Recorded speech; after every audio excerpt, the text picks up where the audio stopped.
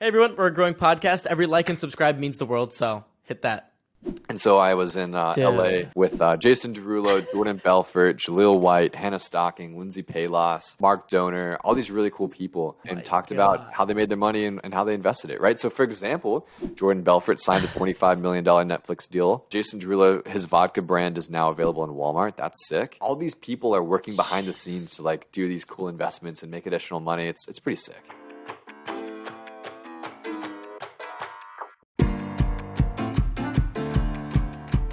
Welcome back to 25 Months. I am your co-host, Tejas Hullur. I'm with my co-host, Jack. Oh, wait. My co-host, Jack Neel, is not here today because he just got those... Wait, what's the surgery called? Tonsillitis? He got his tonsils removed. So he's out for today, unfortunately, which sucks. But today, we got a pretty special guest on. He's a finance guy on TikTok, the best, if I may add. This is my net worth broken down by asset class at 25 years old. First up, we have stocks coming in at 40% of my entire net worth, with some of my largest holdings being Google, Amazon, Sea Limited, Lowe's, Roku, Asana, Upstart, and ARKK. I'm sorry to all the other finance people I'm friends with. He's also coming out with a podcast of his own with none other than King Bach.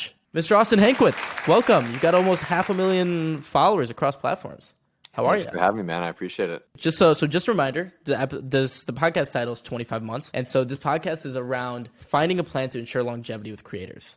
And so we're going to talk about basically where you were month one, where you're at right now, and then what are you doing past 25 months, assuming you want to be a creator past 2 years. Yeah, dude, let's get into it. Let's do it. Do you want to be a creator past 2 years? Do you like it? Honestly, man, so being a creator to me is yes, people do it, and don't get me wrong, it is so much better to spend my time as a creator and creating content, if it's written, if it's video, if it's podcasts like this, whatever it looks like, it is so much better than working 9 to 5 or really 9 to 9 downtown Nashville for a healthcare company, right? This is living the dream. I'm so happy and grateful to do this, but this to me is still a job in such a little bit, right? It's okay, I have to wake up, I have to know that I've got to film these 4 not episodes, but these 4 videos today, I've got to write these 2 pieces of content, I've got to do this and that. And so that to me is like trading time for money. And my entire thesis of the whole reason I'm investing and the whole reason I get other people excited to invest is so that we can begin to stop trading time for money and lean more into having portfolio income, passive income, stuff like that, where we no longer have to spend 9 hours a day earning X amount of dollars per hour or dollars a month or whatever that looks like with a salary. And you just sort of do that. But do I want to be a creator in 2 years? I probably will have to be a creator in 2 years because I won't make enough money in the next 2 years to be able to retire off of or have enough passive income or make enough cool moves by then to completely hang this up. But don't get me wrong, this is a lot of fun. I've met some incredible people like yourself. And at the end of the day, dude, if I could be doing anything for money, this is what I would 100% choose any day of the week. Honestly, I feel like there's not enough education on just renting out your time for money, right? I know one of my role models is Naval Ravikant, and one thing he says all the time. I can talk about Naval every day of the week. I love that guy. Oh yeah, dude, I love it. Right, one of his big tweet storm that he had, how to get rich without getting lucky, right? Yeah. Yep. One of those things is the only way you can get attain your financial freedom is through having some sort of equity, and that's basically what you're talking, right? The equity we can get into that.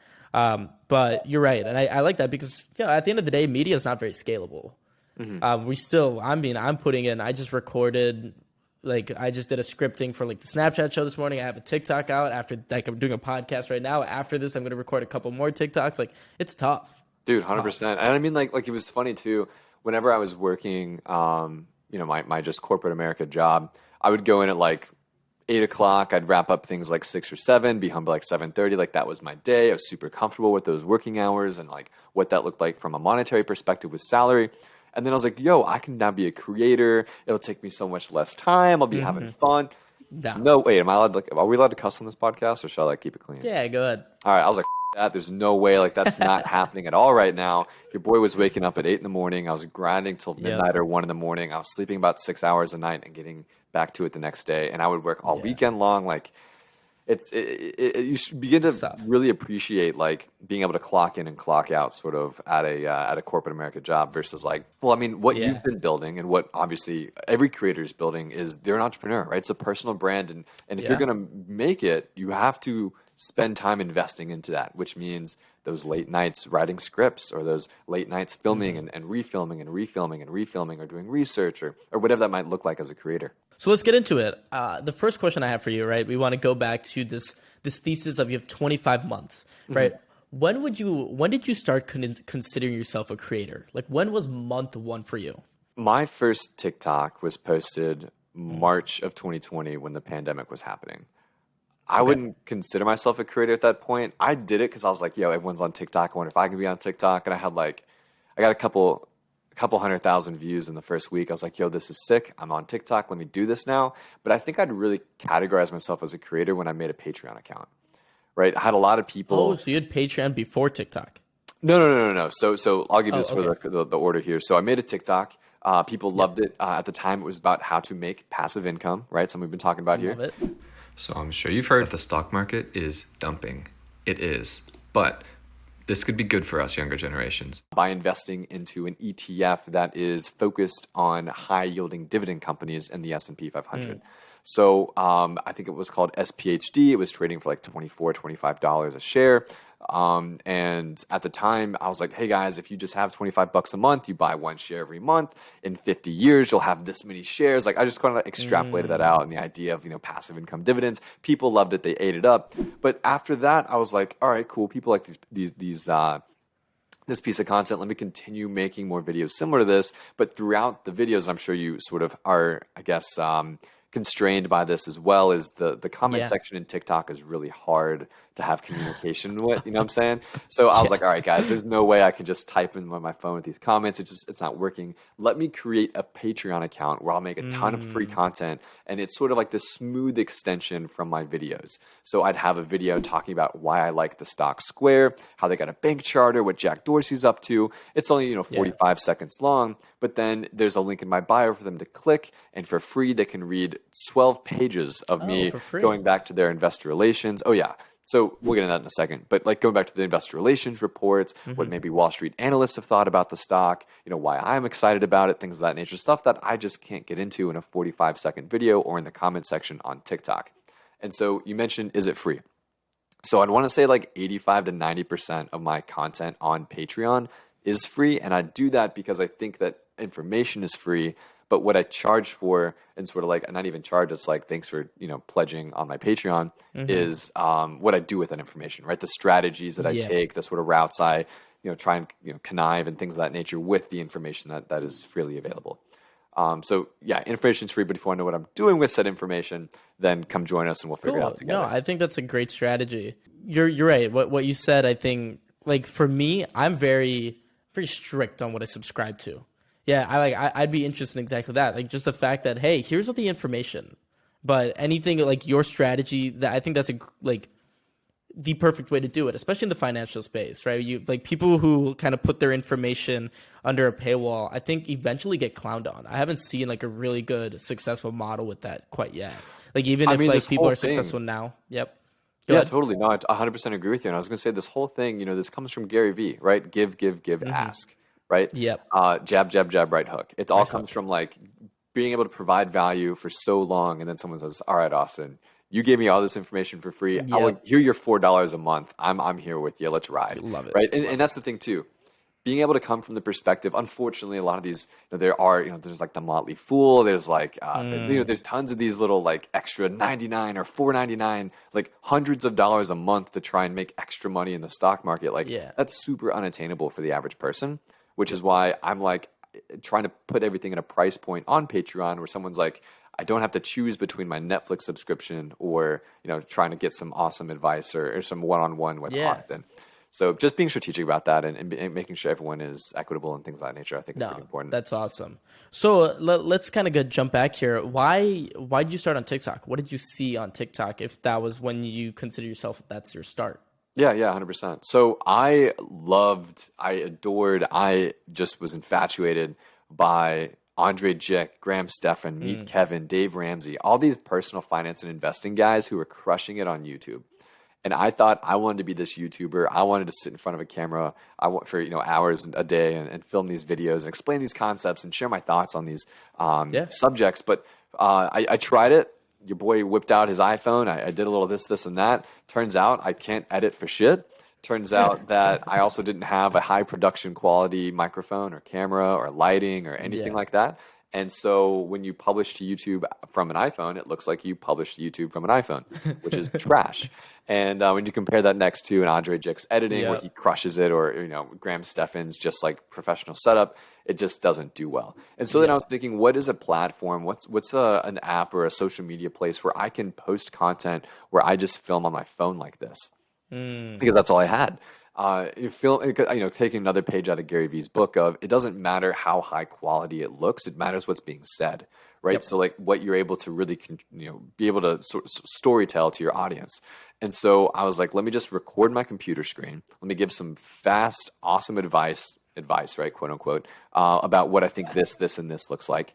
And let's just see what happens. And people really appreciated that.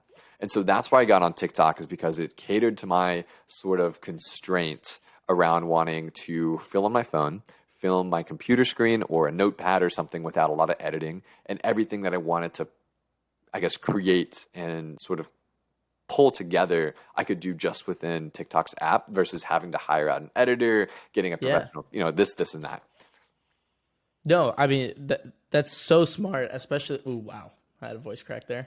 That's so smart. You're right. Like YouTube, the barrier to entry, first of all, especially in March of 2020 on TikTok, I mean, it's still low. It's still super low. And I think that also what sells your content. It is it's a guy who is recording his screen, giving me fast things. That's what I subscribe to. Also, you're very trusted on the platform too. When I watch your content, I can tell, I mean, personal finance, first of all, is one of the schemiest sectors in social media, especially, right? Because it's easy to, I don't know, shill something. It's easy to do anything in the personal finance because everyone wants money. And if you can sell someone on the get rich quick scheme, which I still don't I think we're so primed to knowing that stuff, but 15-year-old, 16-year-old me would have ate that stuff up all day. Right. So I think that was a smart switch. Do you still upload to YouTube at all? Are you're done? You thinking of it? Yeah. So my friend Maddie, she doesn't work at YouTube anymore, but she was actually the person who was quarterbacking YouTube Shorts. And so I sat down with her for 45 minutes talking through the best way for me to create a YouTube Shorts upload strategy and sort of content strategy around that. So the only stuff I do upload to YouTube is the shorts, and it just is ripped from my TikTok, and I just re-upload it, drop some different hashtags, and wait for it to go up or go sideways or go down. Same. Who knows? Has it been good for you? YouTube Shorts? It's been all right. I went from absolutely nothing to I think a couple hundred people hanging out with me over there. Yeah. So nothing crazy. I think the bulk of my audience is certainly on TikTok, and then sort of what that looks like, right? It's let me sort of get discovered through TikTok, and then take those people and hopefully show them or provide them enough value where they want to click a link in my bio and connect with me either by texting a phone number I just created last week, or going to the Patreon, connecting with me there, maybe following me on Instagram or Twitter, things of that nature. But certainly TikTok has been acted as that top line discovery funnel for me, where then I'm able to sort of begin to convince people that, hey, he's not a pyramid scheme guy. He's not one of these crazy little stock talkers that's 9 years old on TikTok or whatever, however these crazy people Show are. your 40% gain on Robinhood, and that's it. Show your 3,000% gain on a cryptocurrency. Said you too can get rich if you just buy my course for $400. So this is really interesting. I think one thing that I've learned very recently, this is just a new thought, and I don't have it very well crafted yet. I have a thesis that TikTokers can't convert, right? And the whole reason behind it is that I've kind of gone through it. I've seen people go through it where a brand reaches out to them, they have a link in their bio, and overall, even though they have 1 million followers and they get good engagement, their conversions are surprisingly low. And I have all these reasons why I thought that to be, right? One is if you had the same numbers on YouTube, like the same amount of followers, same amount of engagement, right? People are actively clicking on your video, which that shows a little bit more interest as a fan rather than a video showing up on your For You page or your following automatically, because you don't have that activation energy you're putting into a video. I think that's one theory. So I wanted to ask you, like, how did converting to Patreon, link in bio, go? Were the numbers that you saw, was it as expected? Was it lower? Was it higher? How'd it go? Yeah, so speaking towards conversion and just all of that, what you said, you're right. There are some legs behind sort of a video popping up on your For You page, having it be a creator you recognize, and letting it be an ad or something and being like, I don't want to do this. But I would argue that that was the creator's fault for not capturing attention quick enough. You know, I don't, bragging's a strong word. I don't want to brag, but like, you know, tell the non-converters to my 40,000 funded accounts that I had for Betterment, or the over 2,000 I had for Public, or the over, I think it's like 400 now for Fundrise, right? Like people, if you're able to find a problem that your audience has, if that's retirement investing, if they don't know where to invest in real estate, you know, obviously money focused, if they don't know how to do alternative asset investing, or whatever this is, you can find, you can hone in on that problem, give them a solution that not just like benefits you because, you know, you're able to partner with this cool company, but also benefits them more than if they found it themselves. 2 years, you know, no advisory fee, or an extra $10 in your account when you use this code versus no money if you don't, right? If you're able to solve a problem for them that also incentivizes them to use you versus just doing it themselves, they'll convert every day of the week. And that's just been my experience. And it's I super think, organic to your brand too, right? yeah, It's not 100%. Yeah, like absolutely. you're at a very, I mean, Public was just so in your world, right? Hey, I'm assuming your audience skews younger, right? People who maybe Actually, just no. invested for the first It's time? No? about it's so that's actually the weirdest thing, dude. So just to lean into that, to let you know, like this is the weirdest story ever. And we'll get back to the topic here in a second. But I was recently in New York, like a month ago, whatever, meeting all these cool people, and you know, we talked a little bit about that. But we sat down to this dinner with all these awesome, really cool people, and one of them was like, "Hey, what do you do? What's going on here?" And she's like, "Oh, cool." And it's like, "Yeah, let me check out your Instagram." It was my Wits Business Instagram, was the one connected to my TikTok. She opens it up, and this girl worked at I want to say either Goldman Sachs or JP Morgan, one of the two. Wow, okay. And she goes, "Hold on, why does my executive director, who's in his 50s, follow you on Instagram?" And I'm like, I don't know. Why does he follow me on Instagram? Like, that's weird. Right. So I do have, you know, a younger audience here and there, but I don't ever want to exclude the fact that I've got people in their 30s, 40s, 50s, and even 60s hitting me up and following me, that they found me either on TikTok or Reels or something here, maybe the tweet that I was in. I mean, they're all over the place. That's so wild. Okay, cool. Regardless, though, I mean, what you're promoting is so organic to your brand that I can see that. That's cool. That's cool. 100%. Well, the thing is too, and I don't mean to interrupt you. It's interesting because I think a lot of creators, unfortunately, don't understand how to monetize in a meaningful way. And I've somehow cracked this code, and I hope that every creator can also do this, right? So for me, what I've been able to do is obviously niche down to a specific type of content that I think I'm really good at, that I have sort of experience or accolades in, that I can lean into, you know, have the degree in finance and economics. I did mergers and acquisitions for 4 years, right? So that leans into the finance and money type side of things. So sort of gives me the authority to say, yeah, I'll listen to what this guy has to say in a video. Yep. And then it's like, let me create content and then begin to look through within myself and say, if I was a person listening to this content or consuming this content, what questions would I have? What problems would arise in this process? How do I begin to approach this as a consumer? And then once I begin to do that, I can begin to say, okay, cool. So if this guy is telling me to look up and begin to think towards investing toward retirement, where do I start for that? And so that's when I say, okay, cool. Let me now reach out to a company that I've been using since 2015, that I've been investing towards retirement. Let me see if they want to get in the mix. Okay, he's telling me to invest into, you know, real estate or diversify a portfolio into cryptocurrency or whatever. Let me as a creator reach now out to the company Fundrise, who I've been using since 2018. Shout out to an ad on Morning Brew. And let me reach out to them and see if they want to get in the mix here. And so as a creator, I've been able to sort of pillar these different type of investing strategies, problems that my audience would have, if it's retirement or single stock with Public, or Fundrise and real estate, or cryptocurrency with BlockFi, and all these fun different companies. Sort of make these pillars and then introduce them in organic ways that both resonate and say, hey, I'm not over here telling you to invest in real estate, but one of my most successful videos was a video of me pretty much breaking down like Here's how people make money in real estate. It's both capital appreciation and cash flow. And just very organically, it was only like 7 seconds of the 60-second video. I said, of part of this, there's different solutions to approach this, but one of the solutions is Fundrise. If you want to check them out, here's how I do that, right? So obviously, You're not tell just a saying, story. "Hey, Fundrise." Yeah. Right, yeah, right, right. it's I mean, in because it. people, that's the best thing about TikTok. Every single person on TikTok, in my opinion, can smell bullshit a mile away, Yep. and they see Oh, right especially through on it. TikTok. And if you're And then yep. 100%. And if you're able to create content that's really organic and doesn't come off as like salesy or adsy, but also solves a problem for them, right? We approach that from that angle. Everything's going to be okay. You'll fund your account. You'll be able to, convert to Patreon. You'll be able to bring awareness around maybe a new product you have or some merchandise or whatever's going on. Yeah. But I just really implore creators to look and think, partner with brands that align with who you are, the content you make, obviously, but like think towards the problems that you could help solve for your audience. And if that, it's so hard to say that with like makeup creators or like workout fitness creators. I Like I agree. get that.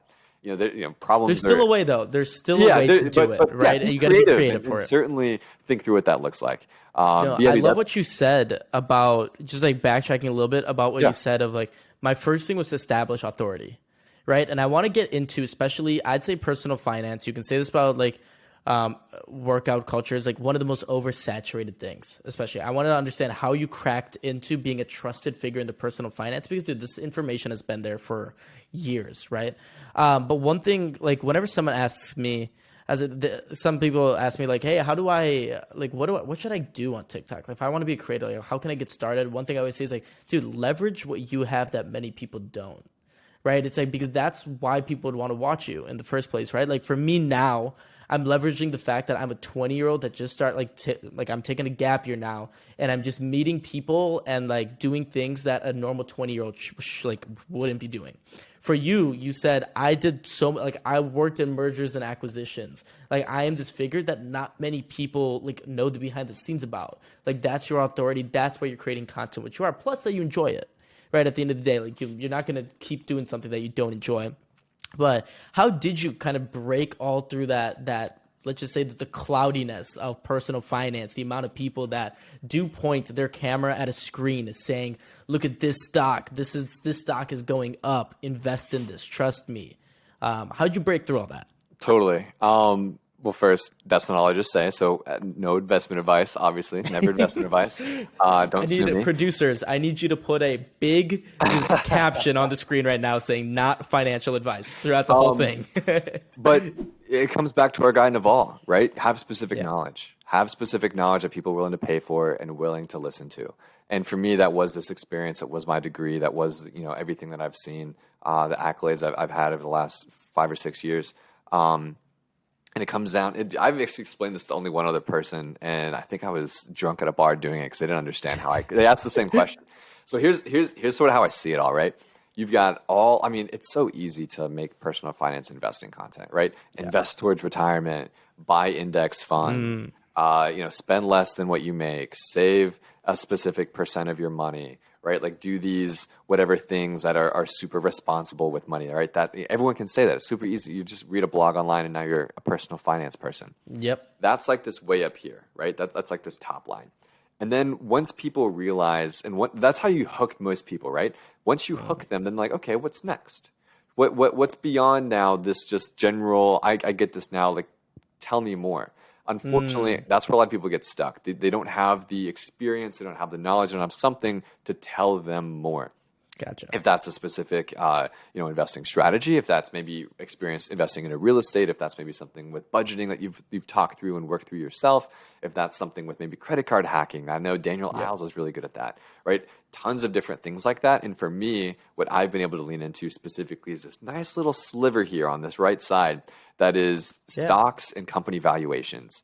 Having this experience over the last 3-4 years out of college and having this degree in finance, I understand how companies are valued. I understand how the stock market works and how people are able to pull together these investment strategies that succeed over a long period of time. And so what I've been able to do then is take that experience, that specific knowledge that Naval would say, and then put that into a story, drop that up onto TikTok for 30 seconds to 60 seconds, grab someone's attention with that top line. Okay, this is cool, but now I understand that this guy also knows this stuff over here, which the 19 other people on TikTok never talked about. And I asked them questions about that, but maybe they don't get back to me.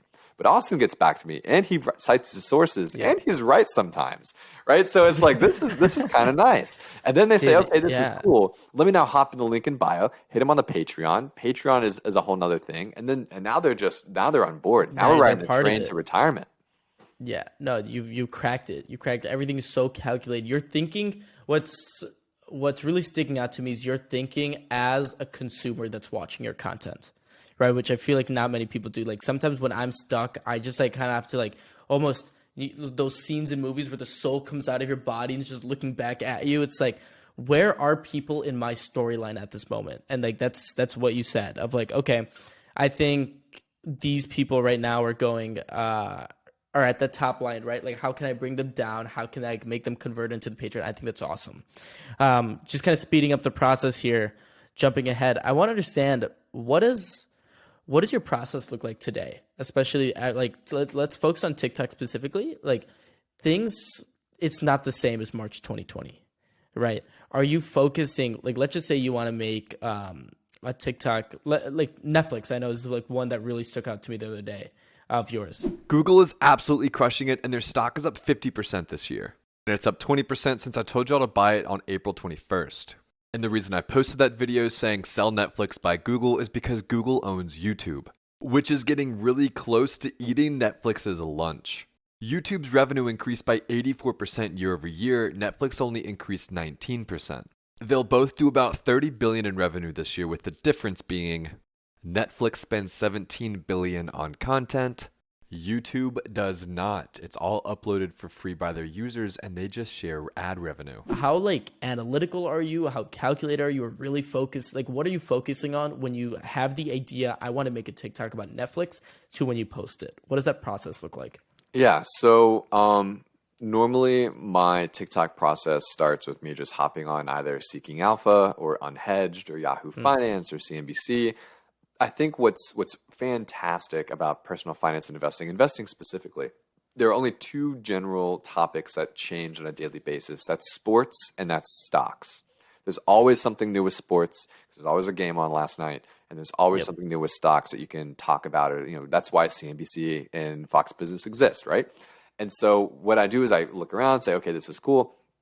Something like Netflix would grab my eye, where I'm like, okay, so you're telling me that Netflix is growing so many people per month, or per quarter, that is, right? Millions of people per quarter. And that, they're now expanding internationally, and they have to remake sort of this content, and they're reinvesting $18 billion back into making content.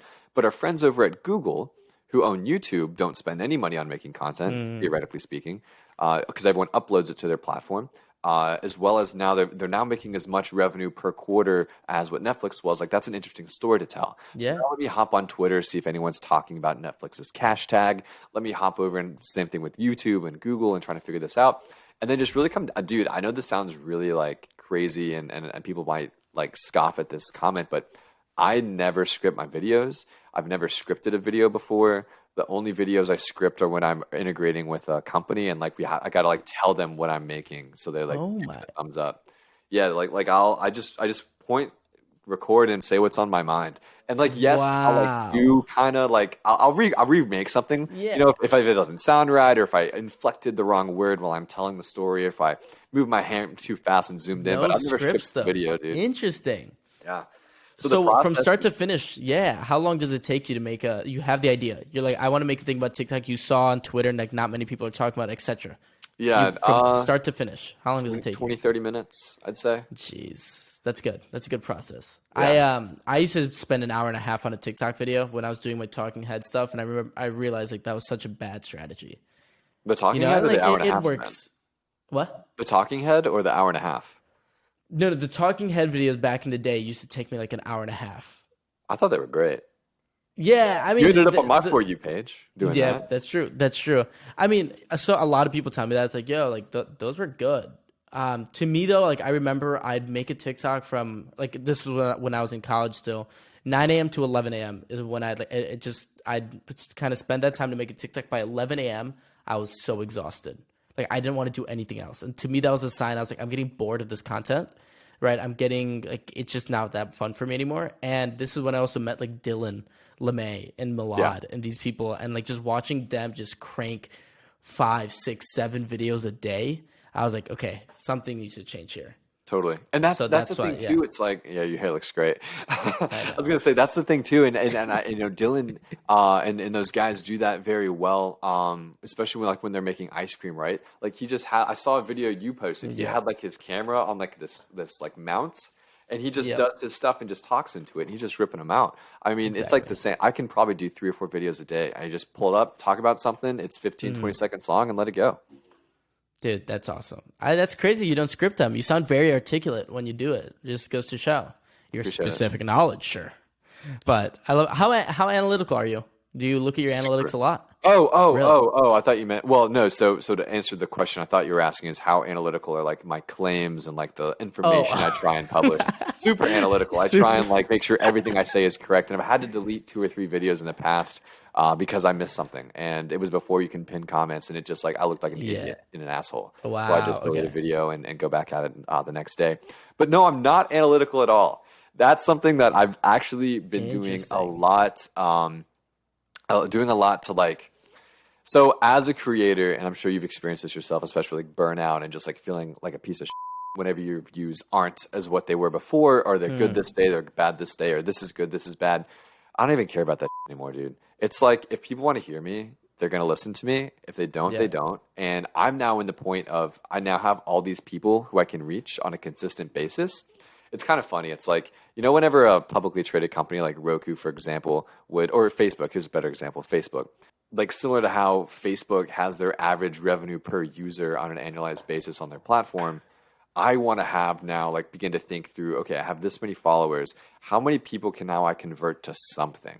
If that, and I'm not just saying revenue, but just something that if that's an email newsletter, if that's a texting community, if that's a Patreon, if that's a funded account somewhere, right? I have all these people.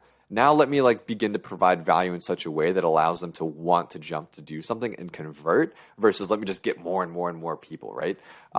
So yeah, analytics, they're good, but I'm not focused on them as much as I used to be. I'm just focused on making content that I'm happy with. I love it. Also, like when you have an audience in multiple platforms, a lot of that stress gets off. And I didn't realize that until like I started getting a Snapchat show, or when I had a Snapchat show, and now this podcast, and like even just my own community, like it's small right now on YouTube. It just takes that pressure off a little bit. I mean, dude, in the beginning when I was just writing fully on TikTok, it was like kind of the worst thing in the world. But I think what's recently helped me a lot is like I started this texting community, and like it's people who are like hundreds of people that just like with you, dude. They just like, okay, cool, thanks for the TikTok, man. Awesome. Like we appreciate you, versus like, oh no, my views are down. Like, oh no, I haven't gotten any subscribers the last 2 days on something. Dude, yeah, no, I agree. Sometimes like our TikTok flops, but the comment section for that TikTok is so nice. It's like, all right, I'm keeping this up. Who cares? At the end of the day, that's what matters. And I always think, I'm like, if I can get 20 people right now on a consistent basis that are like interested in my day to day, like commenting every single time, there's nothing stopping me except time and innovation to get 20,000 people, right? So huge. Let's keep going. You're about 15 months into your 25 month, if you want to go with that statistic, right? You said March of last year. I think I did the math right. It's August. Talk to me about this new podcast you're coming out. Talk to me what you're doing to break out of that statistic saying that the average, like who knows, you might have only 10 months left before the views drop, right? You don't have any more brand deals. Your community is like, you, I want the next best personal finance guy. What are you doing to break that statistic? Yeah, so speaking toward the podcast for a moment, so I got connected with King Batch through Bo Casper Smart. He is he's an incredible dancer, and he was a choreographer for Nicki Minaj, Ariana Grande, and Jennifer Lopez. Ended up dating Jennifer Lopez for like 9 years, and they were all that fun stuff. But yeah, dude, I don't want to say like that's not his claim to fame by any means, but like that's what he leans into sometimes when he talks. But he's an incredible friend, and he put me on. He put me on in that world of people. Bo Casper Smart, I'm saying it right now. He put me on in that awesome world of people. So he introduced me to, King Batch, Don Benjamin, Day Storm Power, Prince Royce, all these like people that are both on Vine, but also just like generally interesting. And King Batch and I just kind of chopped it up. That's unbelievable. Dude, I know I'm super fortunate, man. But yes, what happened is he's like, yo, like this is sick. Like you're really cool. First he wanted to hire me. He's like, can I just like bring you out on my team and like we just do stuff? I'm like, I don't know if I'm ready for that, but like we can work something out. Like let's figure something out here. And he's like, all right, cool. Yeah. And he's like, so why don't we just like hop on Zoom and talk to like, record a video kind of like how we are right now and just talk about stocks. I'm like, okay, cool. Yeah, good idea. But how about we take it one step farther, right? I can fly out to you. We'll get some cameras, some microphones, and we'll do it in person. And then we'll talk about stocks then. And then he's like, okay, that's cool. And then I got connected with Brian Hanley. And he's like, well, why don't we begin to introduce awesome celebrities onto the podcast and had them talk about their net worth? And I was like, that's a really good idea as well. And so we sort of took that idea and sort of pivoted now into what Exposed Wealth is, which is a conversation between King Batch and I about how athletes, celebrities, and music artists made their money and how they're investing it right now. And so I was in LA with Jason Derulo, Jordan Belfort, Jaleel White, Hannah Stocking, Lindsay Palos, Adam W., Ari Sandel, Mark Donor, all these really cool people. And talked about how they made their money and how they invested it, right? So, for example, Jordan Belfort signed a $25 million Netflix deal a couple weeks before we were out there. Jason Derulo, his vodka brand is now available in Walmart. That's sick. Adam W. is now doing awesome stuff with, Old Spice and Procter & Gamble. Mark Donor, I believe, now owns equity in like this awesome pizza company, right? It's like all these people are working behind the scenes to like do these cool investments and make additional money. It's pretty sick. Oh, and Jaleel White, that's who I forgot about. Jaleel White, Steve Urkel from Family Matters, dude. He made a weed company called Purple Urkel, and so he brought us these nice little blunts, Purple Urkel blunts. They were great. Shout out to Jaleel White. Dude, I just cannot believe you got yourself in that situation. Can you see yourself doing that end game? Like you could do that for the next 10, 20 years? I won't be working in 3 years from now. 100% will not be doing any work within 3 years from now. What does working mean? Doing anything like that. Like that's maybe not like work per se, but like trading time for money versus just like, I don't know. We'll see. But if I had a choice, and this is something I really wanted to do, and like I was game for it, I could see the podcast like that being end game. I could also just see like some sort of weekly live stream or something, a very casual podcast like this. I think that's where this is moving to, right? I mean, that's what Mr. Beast started with his original videos. Now it's like Mr. Beast reacts and like Mr. Beast video games. Like it's just like more part of their lives. And then same thing. I think Charlie and Dixie were on. What's his name? Someone started a podcast and they oh gosh, who was it? It wasn't David Dobrik, was it? He didn't do whose podcast recently were they on? Anyway, but like that's the thing. People are pivoting and starting these podcasts or other ways of media. Exactly. And that's for the long game. For me, this is like I can see myself doing this podcast for the next 10, 20 years. Yeah. I think it's just fun. And being able to connect, like it doesn't feel like work at all. Like, dude, the chances that we would have hopped on a call, like on a FaceTime call and basically talking the exact same thing right now is very high. That's what I've noticed. I was like, why don't when Jack and I first were ideating this podcast, it was like, yo, we talk about this stuff every day anyway. Yeah. What if we just recorded it and put it out? And like that's why podcasts are such a sustainable strategy for sure. That's why you see Joe Rogan's been going, I don't know, like 11 years strong on podcasts. Like people like this, it's once you have the resources down and the process down, it is, I think, like this is something that can be their end game. It's hard to do in the beginning, right? Expect a very, very slow start, especially coming from the TikTok side of it. But you never know. You got to keep considering. It's like with everything. Yeah, I think honestly, that's awesome, dude. I cannot believe it. I cannot believe you've put it like that's so cool, and I'm excited. Dude, I agree. It's gonna take you to the next level. I that's the thing too. Like, I don't want to take credit for this, right? Like, I want to give all of the flowers to Casper and for King Batch. Like, these guys just like seeing this random guy on TikTok wanting to bring him on. Like, I got lucky. I got lucky. I just got super lucky. That's all it is. But I appreciate it, man. Hey, and you capitalized it. I think you're not giving yourself enough credit. Like when you first met King Batch, and he said, like it could have been easy for like anyone else not knowing. I don't know. Can be like, yeah, let me join your team. Dude, it's King Batch. The guy has like 20 million Instagram followers. Like, yeah, I'll join your team. Like that's something I could see a lot of people saying as well. I could see a lot of people not ideating enough and like making a whole podcast out of it. That's a huge, you're lucky, but you also capitalized on something huge, bro. Something huge. I appreciate Right. it. And Man. I think like, I know how I built this podcast. One of their last questions they always ask is like, how much of your success do you attribute to luck versus hard work? And I think the best answer I got, maybe Mark Cuban said this on the podcast, I don't remember who, was just like, dude, everyone's lucky, right? Every single, like, it's your perspective. Like, I'm lucky, for example, that my parents are still together, right? Like, especially in America, that's not, I think the minority is if your parents are still kept together, right? I'm lucky that I have a camera. I have, like, I can be able to talk to you just like through this computer. That's lucky too. Yeah. Right. And like, you can take it anywhere. Like you're lucky, but you capitalize on it. That's how you get to your success. What's that cool quote that's like, success is when like luck meets hard work or something like that? Or, you know what I'm talking about? It's like, exactly. It's like when getting lucky meets like all the hard work that you put in before the luck happens, so you can capitalize on that lucky moment. Yeah, for sure. For sure. Yo, what's your favorite Naval quote? I feel like you put me on the spot right now. Honestly, I think, I'll tell you. I have it written down here every day on my journal. Journal every day? I don't journal every day actually, but what I do, what I do. What I do is I've got like That's gonna be clipped. this is just like my notebook, right? It's like all the fun stuff I got to do. It's like where I draw for my TikToks. I love it. It's escape competition by creating authenticity. Escape competition by creating authenticity.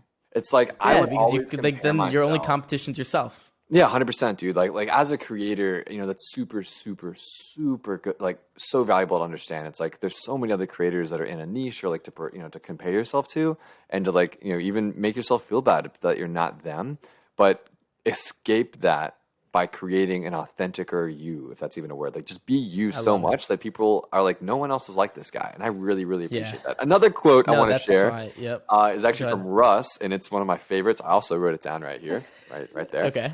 But it says, don't let your ambition rob you of your current blessings. Yeah, I love it.